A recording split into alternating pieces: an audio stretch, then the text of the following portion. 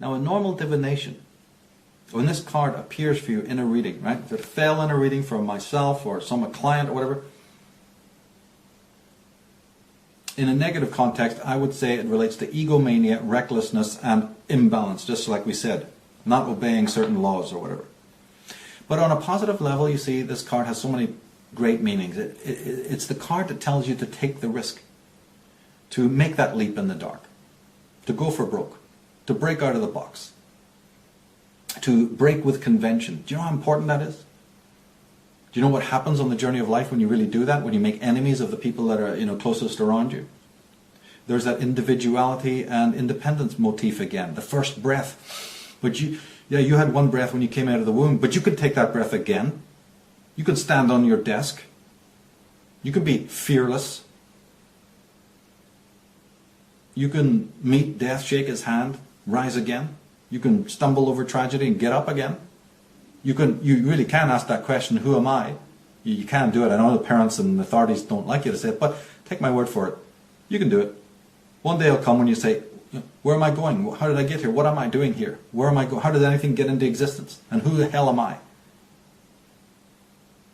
My advice to you is that you better start asking that question, because you may not have the faintest idea who you are. What you think that photograph, that snapshot on the family album is you? That's not you. That's not you. Go and look at it. What, you think that haircut and those idiotic shoes you're wearing is you? Is that an image of you? That's an image of the you your parents wanted. That's their configuration. That's their understanding. That's the you that's a mental idea in their head. It's not you. And you're never going to be able to find out the difference unless you undertake that journey. Stand on your desk. Oh, captain, my captain, look at life with a different perspective. Stop being chained to the expectations and needs of others, and try to free them from your own. Try to be unpredictable is what this card is saying, rather than just fixed. And we need to also do that sometimes. We need to not be afraid of losing sight of the old shores if we want to look at the new ones, discover new unfamiliar environs. You see, we have to have the guts to let go of the known, not cling to the past. But see, what does that mean, not clinging to the past? Maybe it means that we also can't be always wallowing in the successes of the past. To really inherit the new, you can't think about past successes, and you certainly can't think about past hurts. You've got to let it all go. Can you do that? Are you capable of doing that? That's what this card is demanding from you. A complete break, a new breath. Because we're hurt once. But we mentally re-stab ourselves thousands of times by mulling over it, thinking on it again and again and again. The death of 1,000 cuts. Life hurts us once, but we ruminate over it endlessly, excessively, breaking our body, breaking our mind under the pain of it all. So can we leave the comfort zone? Can we walk those roads less traveled? That's what this is all about. To do that, of course, implies deeper capacities. The unflinching belief in ourselves. But we don't know what unflinching belief in ourselves. Every pat on the back we get, every time we've been accoladed, it's somebody else telling us you're the best. You're the loveliest, the handsomest, the strongest, the fastest, the best, the brainier, the brainiest. We're going to stand for that every single affirmation we've ever got has been from other people. And every affirmation they've got has been from other people. Is there ever going to come the day when we pat ourselves on the back and stop the endless flow, the endless barrage of self-sadism that goes on silently on an unconscious or subconscious level? Can we let that weight go? Can we let that incessant voice, can we silence it for once and just be with ourselves? Not be so reliant on other people telling us, yeah, you're a good boy, good girl. And also what the card is telling us, obviously, is that not only can we let go of this burden of the past, can we learn to kill tragedy with laughter? Can we laugh when when we're ready to, completely break?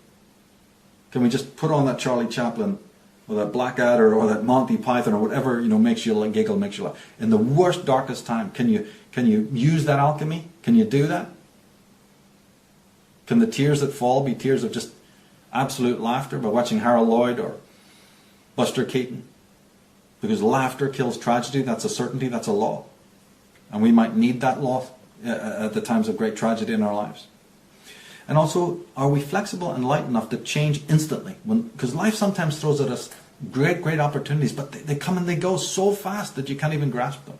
So the fool is flexible. He's open. He's not so fixed that great opportunities pass by. What I'm basically talking about, as I've said so many times throughout my work, is that there's two different kinds of enlightenment. And you only need to look at this card to know exactly what I'm talking about, because they're both there. There's the luminescence of the sun. And we've talked about the solar properties of this card, by all means. But there's also something else about this card, is there not? Something else about the image. There's a kind of a lightness in weight.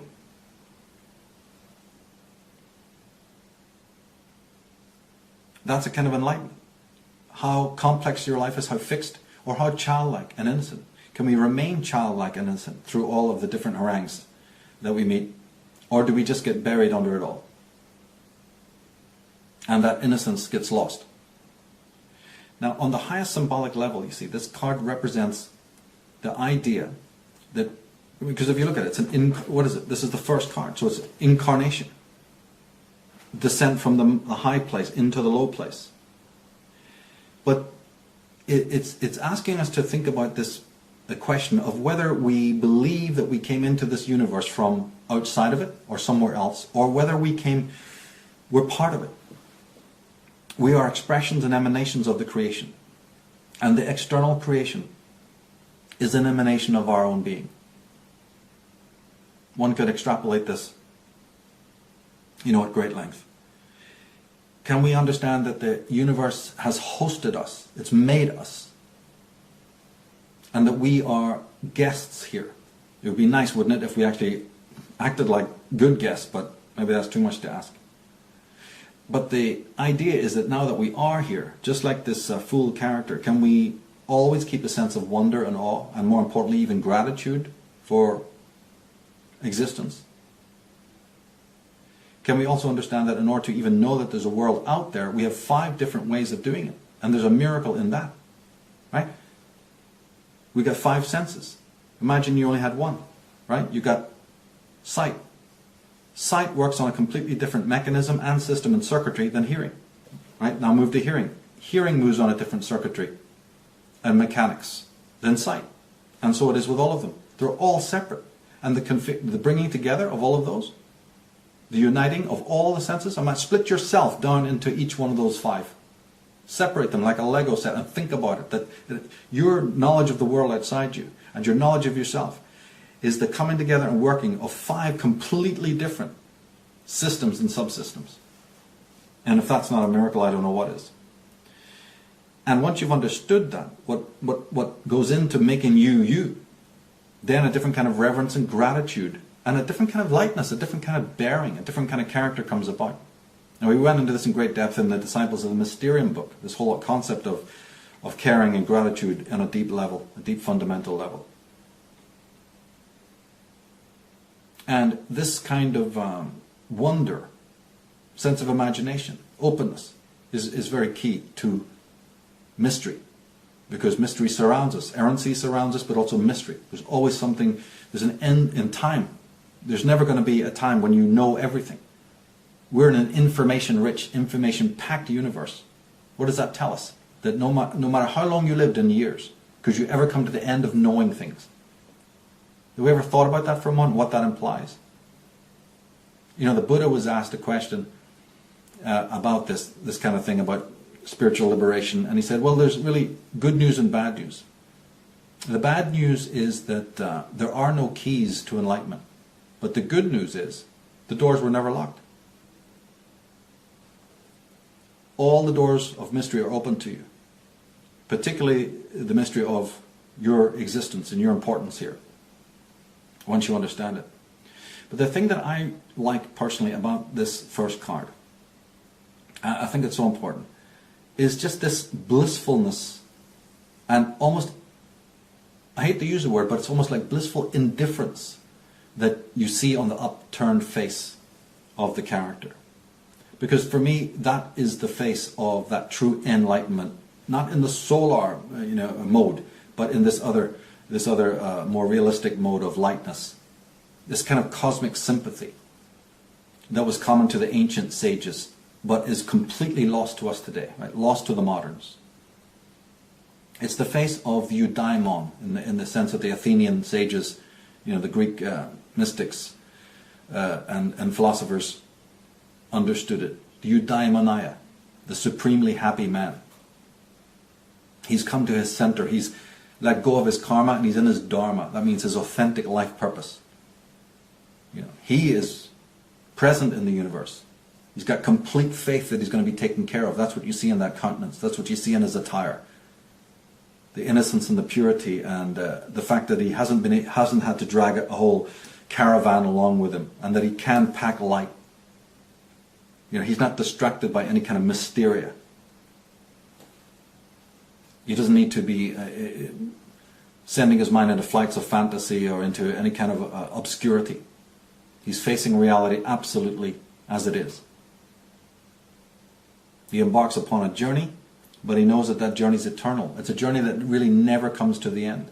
And as I said, it's a journey that has to have a balance, isn't it? If you focus too much on the horizon, well, you miss the miracle and the beauty of the steps that you're taking. But if you're too hyper-focused on the steps, then you're like one of these monks coming down from the Himalayas, their eyes half closed, not seeing any of the beauty around them at all, ringing their bells, rolling their beads, stuttering their mantras, and absolutely oblivious to what's going on around them.